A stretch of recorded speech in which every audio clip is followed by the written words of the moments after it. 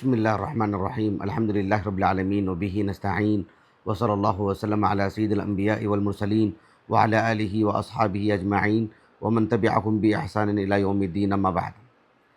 انشاءاللہ تعالی اس نشست میں اللہ رب العالمین کی ایک صفت العندیہ، اس سے متعلق گفتگو ہوگی۔ العندیہ اللہ رب العالمین کی ثابت شدہ صفات میں سے یہ بھی ایک صفت ہے۔ شیخ علوی بن عبد القادر الثقاف حفظہ اللہ تعالی کی جو کتاب ہے، جس کا ہم بارہا حوالہ دیتے آ رہے ہیں، صفات اللہ عز وجل الواردہ فی الکتاب والسنہ، اس میں آپ نے العندیہ سے متعلق کہا کہ صفت للہ عز وجل، کہ اللہ سبحانہ و تعالیٰ کی یہ صفت ہے۔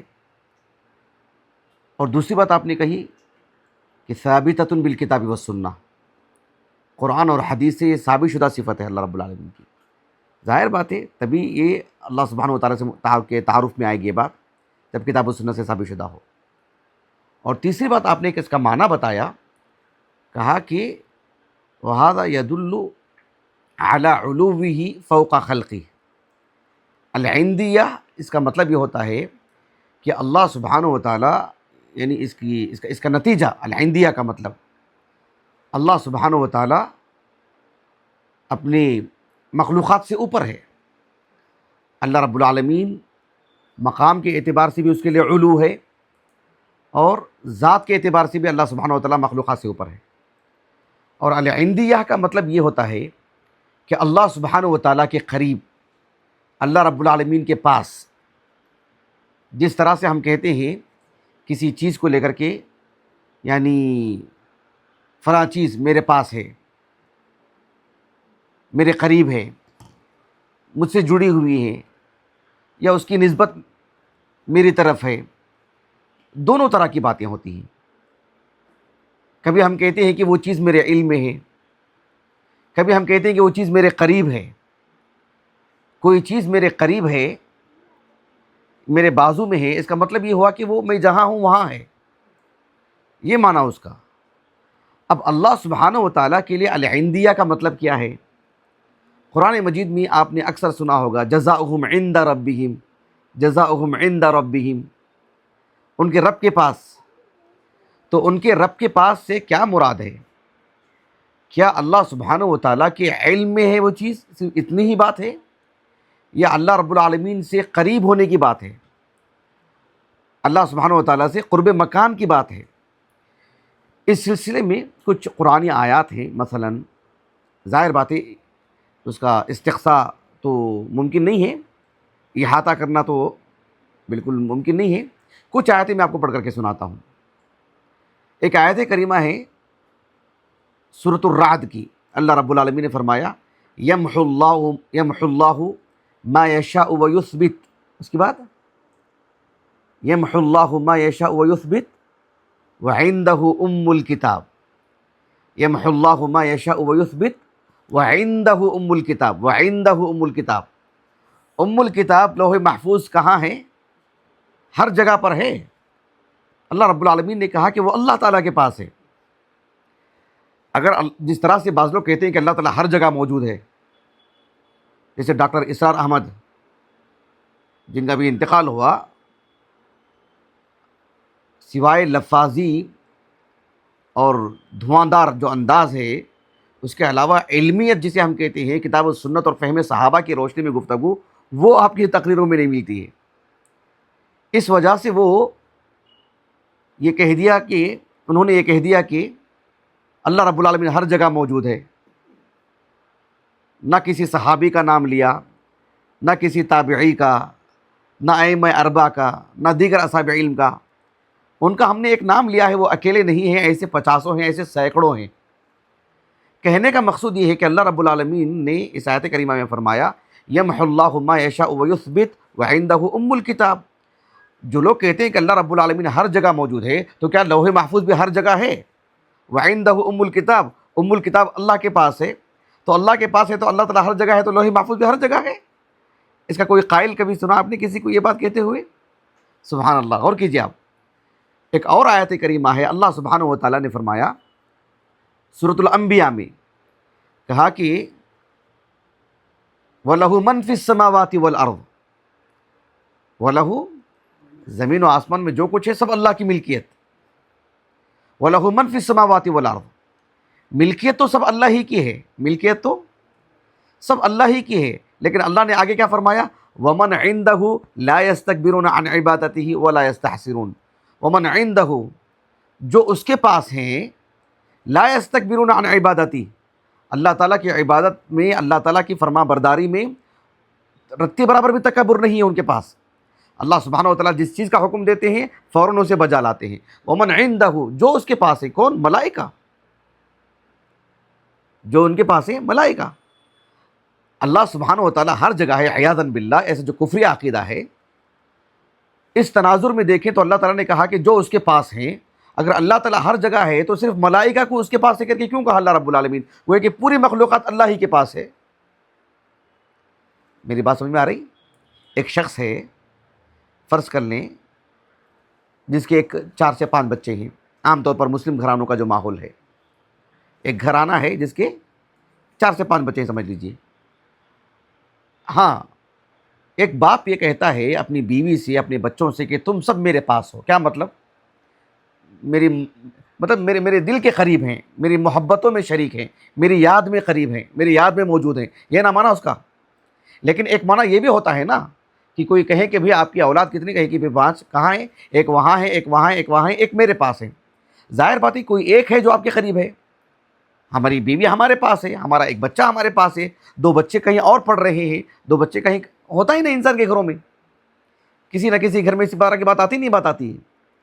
کہنے کا مقصود یہ ہے کہ جو آپ کے قریب ہے وہ ظاہر بات ہے بدنی اعتبار سے بھی قریب ہے، مکانی اعتبار سے بھی قریب ہے.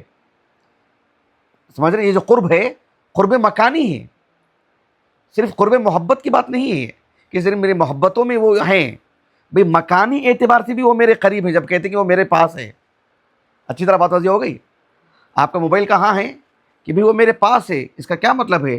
میرے پاس ہونے کا مطلب یہ ہے کہ فی الحال میرے جیب میں ہے، میرے قریب ہے. مکانی اعتبار سے، جگہ کے اعتبار سے میرے سے قریب ہے. موبائل میں کہیں بھی رکھ دو کہ میرے پاس ہے، اس لیے کہ میری یاد میں ہے، وہ میری ملکیت میں ہے. وہ کسی ملکیت کو لے کر کے بات آ سکتی ہے کہ میرے وہ بھی میری ملکیت ہے، وہ بھی میری ملکیت ہے، لیکن ہے کہیں اور 10 کلومیٹر دور ہے، لیکن ہے میری ملکیت میں. لیکن کچھ چیز ہوتی ہے کہ بھئی یہ میری ملکیت میں ہے اور یعنی میرے پاس ہے، 2 بھی چیزیں. تو اللہ سبحانہ و تعالیٰ نے کہا کہ ومن عندہ، اللہ نے تخصیص فرمائی جو اس کے پاس ہے. جب ملائکہ کی تخصیص کی، دیگر مخلوقات کی تخصیص نہیں کی، اس کا مطلب یہ ہوا کہ صرف ملائکہ ہی اللہ کے پاس ہیں، سب مخلوقات نہیں ہیں. اللہ تعالیٰ ہر جگہ ہے تو صرف ملائکہ کی تخصیص کیوں فرمائی؟ یہ حافظ القیم نے آگے بات کہی، میں آگے بتاتا ہوں آپ کو انشاءاللہ تعالیٰ. ابھی بات واضح ہو رہی ہے آپ کو؟ آپ دیکھو سورۃ الاعراف، ایک طویل سورت ہے، 200 سے زائد آیتیں، 206 آیتیں.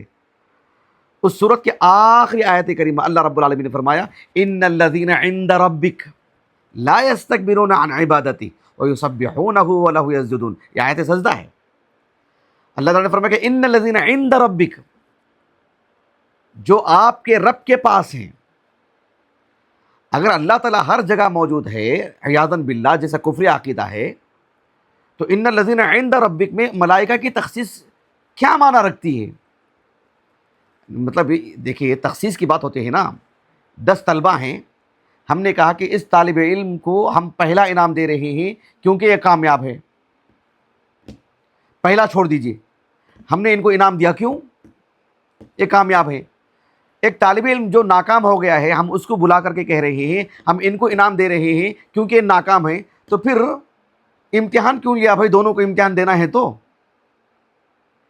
آپ کامیاب ہونے والے طالب علم کو بھی انعام دے رہے ہیں، ناکام ہونے والے کو بھی دے رہے ہیں، تو امتحان لیا کیوں آپ نے؟ انعام سب کو ملتا تھا نا. اس کا مطلب یہ ہوا کہ آپ انہی کو انعام دیتے ہیں جو کامیاب ہوا ہے. تخصیص کا مطلب یہی نہ ہے. پھر تخصیص کرنے کا مطلب کیا ہوا؟ جب اللہ تعالیٰ نے کہا کہ ان الذین عند ربک لا یستکبرون عن عبادتی، جو تمہارے رب کے پاس ہیں وہ اللہ تعالیٰ کی عبادت میں تکبر نہیں کرتے ہیں، جو تمہارے رب کے پاس ہیں. جب اللہ نے ملائکہ کو اس بات کی تخصیص فرما دی کہ وہ اللہ کے پاس ہیں، تو پھر اس کا مطلب یہ ہوا کہ اللہ رب العالمین کے قرب مکان کی بات ہے. وہ اللہ سبحانہ و تعالیٰ کے قریب ہیں، وہ کما یلیق لشانی. اللہ سبحانہ و تعالیٰ نے ان سے متعلق ایسی بات بیان فرمائی، اس کا مطلب یہ ہوا کہ دیگر مخلوقات کے بارے میں اللہ نے ایسی بات نہیں کہی ہے۔ اس سے بات واضح ہوتی ہے کہ یہ جو صفت عندیہ ہے اللہ رب العالمین سے متعلق، قرآن اور حدیث میں ایک عندیہ علم سے متعلق، ایک عندیہ قرب مکان سے متعلق، آگے میں بتاتا ہوں آپ کو انشاءاللہ تعالی۔ شیخ محمد بن صالح العثیمین رحمہ اللہ تعالی سورۃ الصاد کی جو آیت سجدہ ہے، حالانکہ اس معنی کی آیت اسی صورت میں ہے اور ایک مرتبہ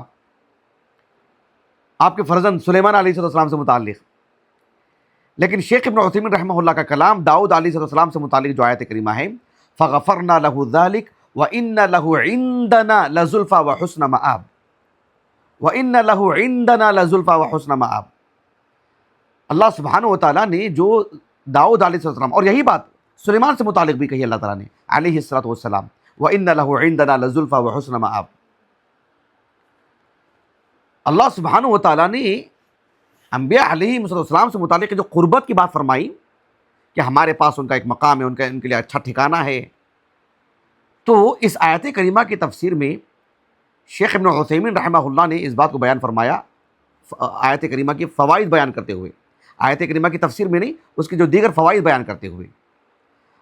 شیخ ابن عثیمین رحمہ اللہ کی تفسیر کو اگر آپ پڑھیں گے، جیسا کہ قرآن مجید کی تفسیر تو تفسیر ہوتی ہی ہے، لیکن جو بدعتی ہوتے ہیں ان میں بھی دو طرح کے لوگ ہوتے ہیں، جیسے کہ شیخ صالح بن عبدالعزیز آل الشیخ حفظہ اللہ کا میں نے ایک کچھ کلمات سنے تھے، میں نے وہ 2-3 منٹ کے بھی کبھی آ جاتے ہیں فیس بک پر، اس کا پھر ماخذ مصدر سب نہیں معلوم ہوتا ہے کہ بھی کہاں سے ہے، کہاں سے اس کی یہ جو کتاب بنایا گیا، جو کٹنگ ہوئی کہاں سے، اصل کل درس کیا ہے نہیں معلوم رہتا کبھی کبھار۔ لیکن چونکہ میں نے آپ سے سنا تو وہ آپ کا ہی حوالہ دے رہا ہوں، ورنہ میں آپ کا حوالہ تو نہیں دے سکتا کہ بھی کہاں سے میں نے سنا، فیس بک میں جو ہے مطلب 2-3 منٹ کے آتے رہتے ہیں۔ تو شیخ صالح بن عبدالعزیز آل الشیخ حفظہ اللہ نے کچھ اصحاب علم سے خطاب کرتے ہوئے آپ نے کہا کہ اہل بدعت کی جو تفاسیر ہیں وہ اس طرح سے ہوتی ہیں کہ وہ اپنی تفسیر کرتے کرتے کبھی اس میں بدعات وہ بیان کر دیتے ہیں، اسماء و صفات کو لے کر کے، دیگر امور میں ان کو مقصود وہ نہیں ہوتا ہے کہ اپنی بدعات کو بیان کریں، لیکن آیتوں کی تفسیر میں وہ بدعات بہرحال وہ آ جاتی ہیں۔ بات واضح ہو گئی؟ اس سے بھی بچنے کی ضرورت ہے، لیکن کچھ اہل بدعت ایسے ہوتے ہیں، جیسے آپ نے کچھ نام کی نشاندہی بھی کہ آپ نے جیسے ابوالقاسم زمخشری کی آپ نے نام لیا، آپ نے معتزلی ہیں، وہ کہا کہ وہ صرف تفسیر نہیں کرتے ہیں بلکہ پورے شعور کے ساتھ، گویا کہ ایک تدبیر کے ساتھ وہ تفسیر کرنے کے لیے بیٹھتے ہیں کہ جہاں موقع ملے وہاں اپنی بدعت کو ذکر کریں۔ ان کا اپنا جو موقف ہے، حقیقت میں تو بدعت ہے، حقیقت میں وہ فساد ہے، عقدی فساد ہے، لیکن وہ جہاں جہاں مناسب سمجھتے ہیں ضرور اس کو بیان کرتے ہیں۔ بات واضح ہو گئی؟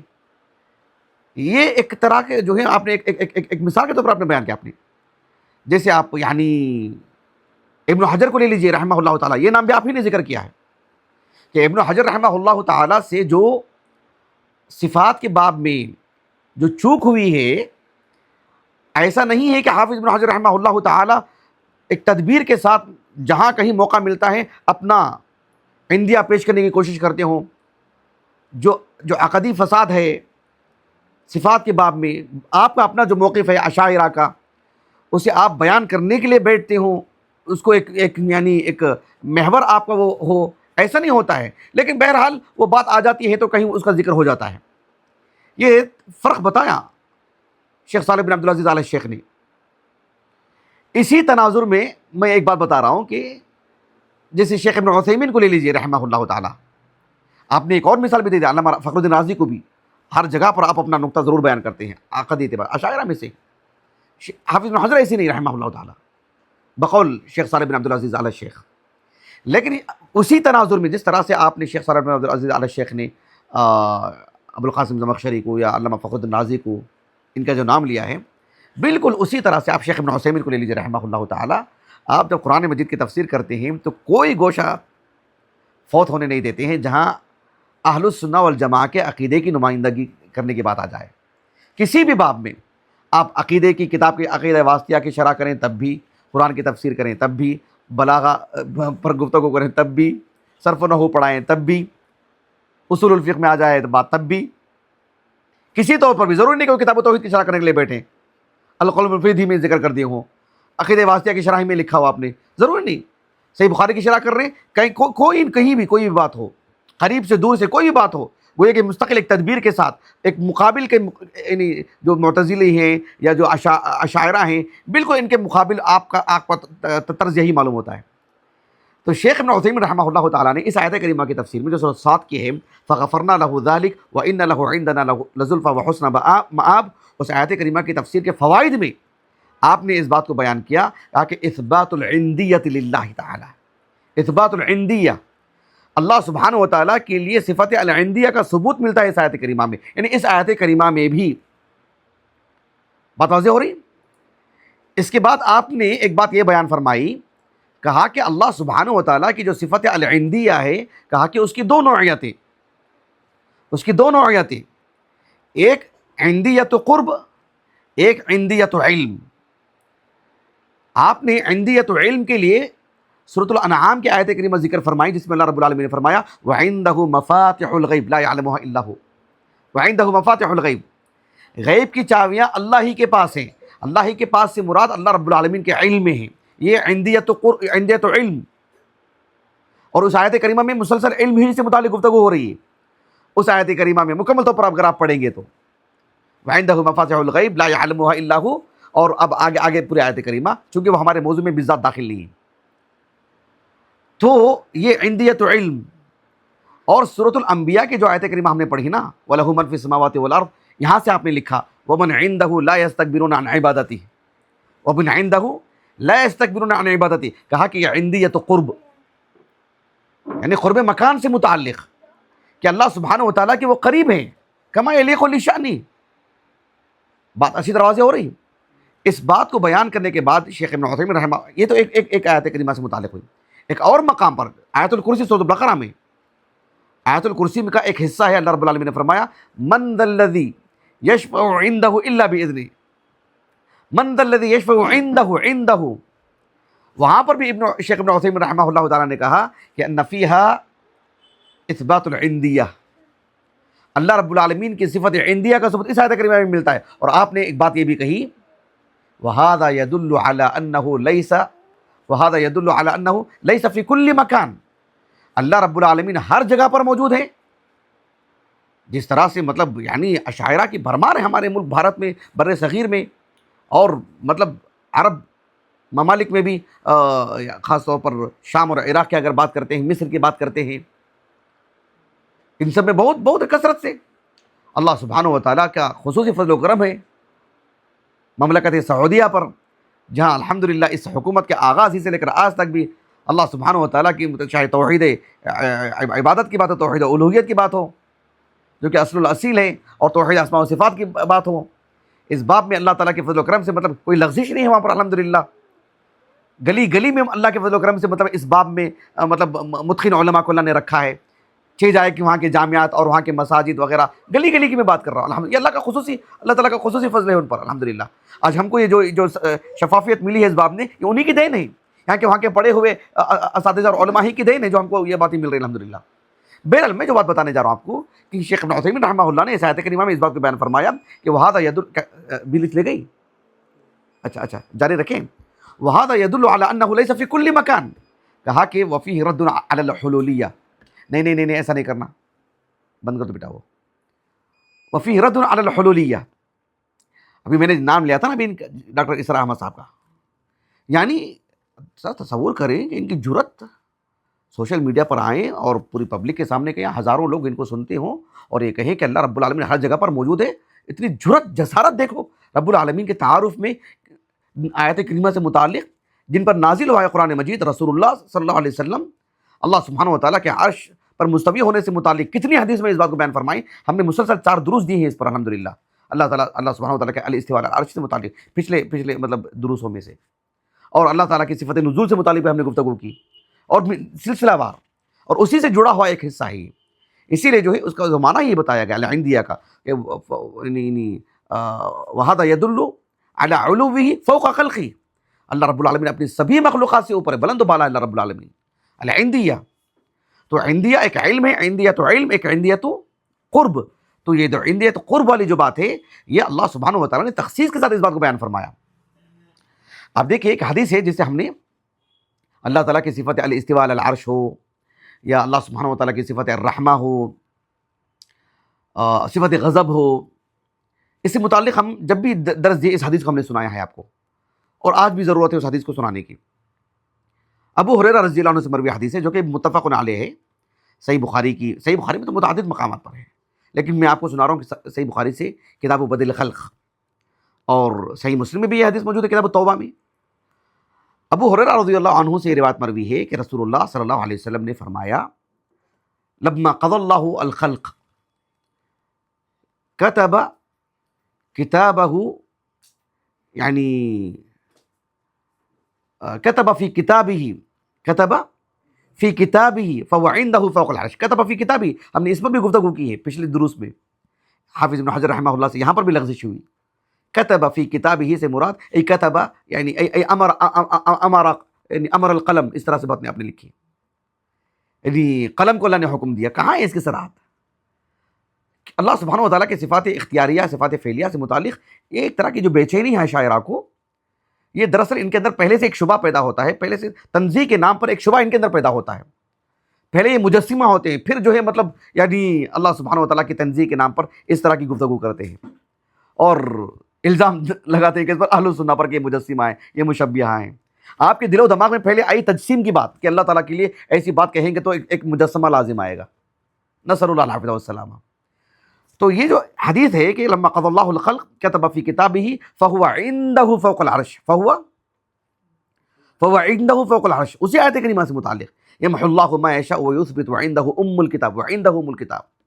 لما قضى الله الخلق كتب في كتابه فهو عنده فوق العرش ان رحمتي غلبت غضبي، کہ میری رحمت میرے غصے پر غالب ہے. تو فهو عنده فوق العرش، فهو عنده فوق العرش کا معنی ابن حجر رحمہ اللہ نے صیغہ تمریز میں کہا کہ بعض اہل علم ایسے کہتے ہیں، کہہ کر یہ کہا کہ دون العرش کا معنی لیا، یعنی عرش کے اوپر کو عرش کے نیچے کا معنی لیا. جس طرح سے آیت کریمہ ہے نا کہ اللہ سبحانہ و تعالیٰ اس بات سے شرماتا نہیں ہے کہ وہ ایک ایسی مثال دے مچھر سے متعلق. سورۃ البقرہ کی کیا آیت کریمہ ہے وہ؟ ان یضرب مثلا ما بعوضۃ، اس کے بعد فما فوقہا، کیا ہے؟ فما فوقہا. کہا کہ فما فوقہا کا معنی فما دونہا، ٹھیک ہے، وہ معنی صحیح ہے. وہ مطلب ہے کہ مچھر یا مچھر سے بھی کم، مچھر سے بھی چھوٹی مخلوق، لیکن اصل معنی پر باقی رہنا چاہیے. فوقہ کے معنی اور بھی آتی ہیں، فوق اثنتین والی جو بات ہے فصاعدہ کے معنی میں، بات اسے اوپر ہی کے معنی میں نہیں، دو یا دو سے زیادہ کے معنی میں، آیت المیراث سے متعلق. تو فوقہ کا جو اصل معنی یہی ہے کہ مطلب فوقیت، وَهُوَ الْقَاهِرُ فَوْقَ عِبَادِهِ، اللہ سبحانہ وتعالیٰ بندوں سے اوپر ہے، مخلوقات سے اوپر ہے. مقام کے اعتبار سے تو ہے ہی، یہ تو اشاعرہ بھی تسلیم کرتے ہیں، لیکن ذات کے اعتبار سے بھی اللہ رب العالمین، اللہ سبحانہ وتعالیٰ کے اسماء الحسنہ میں سے العلی، الاعلی، المتعال، اس سے متعلق جب تفصیلی گفتگو کی ہم نے الحمدللہ اس پر یہ سب باتیں ہو چکی ہیں الحمدللہ.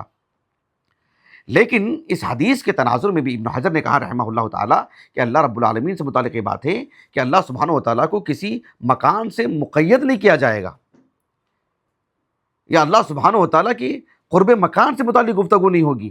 کہ ایک طرح سے مستبعد ہے، یہ ایک طرح سے مطلب یعنی غیر مطلب یعنی یہ تعویل درست نہیں ہے، یہ معنی درست نہیں ہے. تعویل نہیں، تعویل تو وہ کر رہے، کہا کہ یہ معنی درست نہیں ہے. لیکن اللہ سبحانہ وتعالیٰ سے متعلق یہ بات قرآن مجید کی متعدد آیات میں ہے، متعدد احادیث میں ہے. اللہ سبحانہ وتعالیٰ کے لیے عندیہ کی بات، عندیت علم بھی ہے، عندیت قرب بھی ہے. اللہ رب العالمین عرش پر مستوی ہے، اللہ سبحانہ وتعالیٰ عرش پر مستوی ہے، اور اللہ سبحانہ وتعالیٰ نے اس کتاب میں لکھا فَهُوَ عِندَهُ فَوْقَ الْعَرْشِ. ایسے میں اللہ سبحانہ وتعالیٰ جب عرش پر مستوی ہے تو وہ کتاب اللہ سبحانہ وتعالیٰ کے پاس ہے، تو ظاہر بات ہے وہ کتاب ہر جگہ نہیں ہے. کتاب لوح محفوظ میں کسی بھی انسان سے پوچھے، فطری طور پر جو مسلمان سے پوچھے، لوح محفوظ سے متعلق یہ تصور آتا ہے کہ ہر جگہ ہے. جب وہ اللہ تعالیٰ کے پاس ہے تو کیا مطلب؟ صرف عندیت علم ہی نہیں، عندیت قرب بھی ایک بات ہے. تو بہرحال اس سلسلے میں حافظ ابن القیم رحمہ اللہ کا ایک جو اشعار میں اللہ سبحانہ وتعالیٰ کی استواء علی العرش کو لے کر کے حافظ ابن القیم رحمہ اللہ نے اس کی یعنی 10 نوعیتوں کی جو ہے کہ دلائل پیش کی، 10 نوعیتیں طرح طرح کی، 10 نہیں بلکہ 20۔ اس میں آپ دیکھیے، اس کا ہم نے بارہا ذکر کیا ہے اپنے دروس وغیرہ میں اور متعدد اشعار پڑھے ہیں۔ اس میں 10ویں بات دیکھیں جو ہمارے موضوع سے متعلق ہے، کہا کہ ھذا وعاشرها اختصاص البعض من املاکه بالعند للرحمن وقد اختصاص کتاب رحمته بعند الله فوق العرش ذو تبیان لو لم يكن سبحانه فوق الورى كانوا جميعا عند ذي السلطان وَيَكُونُ عِنْدَ اللَّهِ إِبْلِيسُ وَجِبْرِيلٌ هُمَا فِي الْعِنْدِ مُسْتَوِيَانِ۔ حافظ ابن القیم رحمہ اللہ تعالیٰ کہتے ہیں کہ ایک 10ویں نوعیت دلیل کی استدلال کی یہ بھی ہے کہ سبھی دنیا میں جو کچھ ہے سب اللہ تعالیٰ کی ملکیت ہے، سب اللہ تعالیٰ کی ملکیت ہے۔ اللہ سبحانہ و تعالیٰ کی ملکیت ہی میں اللہ رب العالمین نے کچھ کو اپنے قریب اور اپنے پاس ہونے کی خبر دی ہے کہ وَمَنْ عِنْدَهُ إِنَّ الَّذِينَ عِنْدَ رَبِّكَ وَإِنَّ لَهُ عِنْدَنَا۔ جب اللہ رب العالمین نے اپنی پوری املاک میں سے، سب اللہ ہی کی ملکیت ہے، ان میں سے کچھ کا ذکر کر کے جب خاص کر کے اللہ تعالیٰ نے کہا کہ وہ ہمارے پاس ہیں، وہ رب کے پاس ہیں، وہ تمہارے رب کے پاس ہیں، جب تخصیص کی اللہ رب العالمین نے، تو اس سے صریح دلیل کیا ہے کہ اللہ رب العالمین ہر جگہ نہیں ہے۔ اگر ہر جگہ ہوتا اللہ تعالیٰ تو تخصیص کا معنی کیسے، پھر تخصیص کا فائدہ کیا؟ بات سمجھ میں آ رہی؟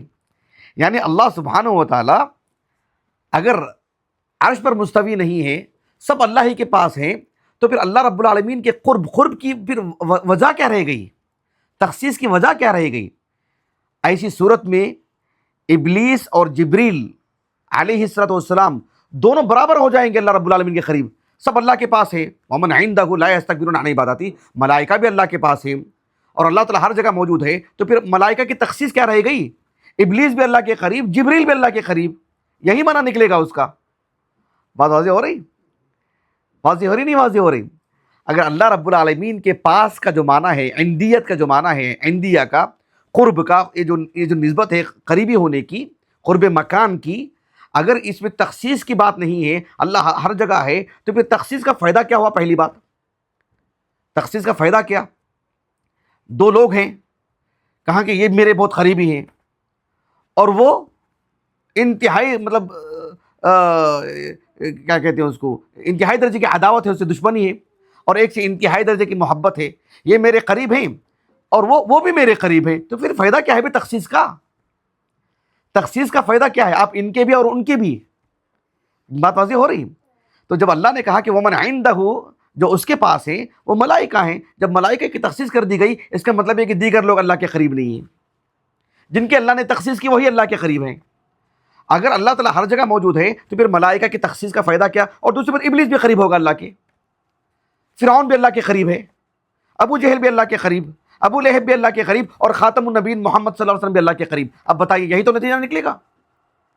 کس قدر غلط نتائج میں لا کے امت کو چھوڑ رہے ہیں لوگ۔ اللہ تعالیٰ عشائرہ کی سمجھ میں، ان کے فہم میں اللہ درستگی پیدا فرمائے، اللہ تعالیٰ انہیں حق کو قبول کرنے کی توفیق عطا فرمائے، اور اللہ رب العالمین اپنے فضل و کرم سے جو ہمیں حق عطا کیا ہے، اللہ تعالیٰ اس حق کی قدردانی کرنے اور اس پر قائم رہنے اور اس کی نشر و اشاعت کرنے، اس کا دفاع کرنے، اس کے لیے مر مٹنے کے اللہ تعالیٰ ہمیں سعادت اور توفیق عطا فرمائے۔ اللہ سبحانہ و تعالیٰ یہ جو فضیلت عطا فرمائے جو سورۃ البینہ میں ہے، ان الذین آمنوا وعملوا الصالحات اولئک هم خیر البریہ جزاؤہم عند ربہم جنات عدن تجری من تحتها الانہار۔ غالباً شیخ ابن عثیمین ہی نے کہی ہے یہ بات رحمہ اللہ تعالیٰ کہ جزاؤہم، یعنی اہل ایمان کو جو جزا، جو بدلہ ملے گا، جزاؤہم، ان کی جزا کیا ہے؟ جنت نا، ان کی جزا کیا ہے؟ جنت نا۔ اللہ نے جنت کو مؤخر کر دیا، تقدیم و تاخیر کی بات دیکھو، اللہ تعالیٰ نے جنت کو مؤخر کر دیا، اور جزا دے کون رہا ہے؟ اللہ نے پہلے اس کا ذکر فرمایا، جزاؤہم عند ربہم جنات عدن، حالانکہ جنات عدن کو پہلے لانا چاہیے تھا کلام کے اعتبار سے، معنی کے اعتبار سے، لیکن ایسا نہیں۔ تو اللہ رب العالمین کہا کہ جنت مخلوق ہے، اور کس کے پاس سے یہ انعام مل رہا ہے، کس کی قربت سے یہ انعام مل رہا ہے، اللہ سبحانہ و تعالیٰ نے اس کا ذکر فرمایا۔ تو اللہ سبحانہ و تعالیٰ کی جو قربت ہے، حتیٰ کہ جمعہ کے دن، میں تفصیل میں نہیں جاؤں گا، اس پر میرا مستقل خطبہ جمعہ الحمدللہ، یوم المزید جمعہ کے دن، یعنی جنت میں بھی یوم المزید جمعہ کا دن، جو خطیب کے سب سے قریب جا کے بیٹھے گا، اللہ رب العالمین کا دیدار بھی اتنے قریب سے کرے گا۔ جنت میں اہل ایمان کے لیے بھی قرب اور بعد کی بات ہے اللہ کی دیدار کے لیے، اندازہ لگائیے آپ۔ ایسے میں اللہ سبحانہ و تعالیٰ کا جو عندی یا قرب مکان کتنا معنی رکھتا ہے۔ ممکن ہے کوئی اس کی نفی کرتا ہو، کوئی کہتا کہ اللہ تعالیٰ ہر جگہ، اللہ تعالیٰ ایسی نعمتوں سے محروم کر کے رکھے گا اس کو۔ نسأل اللہ العافیۃ والسلامہ، اللہ تعالیٰ امین صحیح عقیدے پر قائم رکھے۔ بارک اللہ فیکم۔ اللہ تعالیٰ ہماری اس نشست کو، ہمارے اساتذہ، ہمارے والدین، ہمارے جو معاونین ہیں، مشاہدین ہیں، ہمارے عزیز اہلیہ فرزندان کے لیے اللہ تعالیٰ ہمارے لیے ذخیرہ آخرت کرے اور ہمارے حسنات میں شمار فرمائے، ہمارے سیئات کے لیے کفارہ کر دے۔